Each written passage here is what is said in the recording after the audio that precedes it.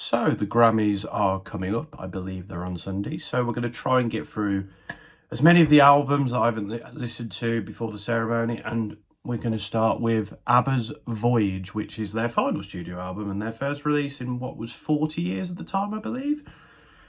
I was never a massive ABBA fan, so I went into this with sort of not much expectation, but I actually enjoyed this a bit, to be fair. I was quite surprised about how much I enjoyed this record, to be fair. I don't think it's a good album, and I think it is very much an ABBA album. There's a few little tweaks here and there. I'd say the production is pretty cool. I think they've done little changes to the ABBA formula to make it interesting enough.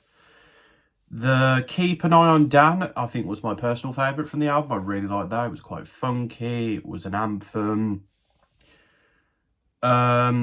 Little Things was a cute little Christmas song. The album closer was a good closer.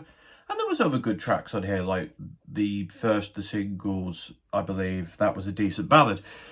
But my issues, the first couple of tracks on this project I found kind of boring. And that is why initially I was a bit like, okay, this is just going to be an ABBA album that I'm not going to enjoy. I thought this would be a bit of a slog, but it picked up the pace.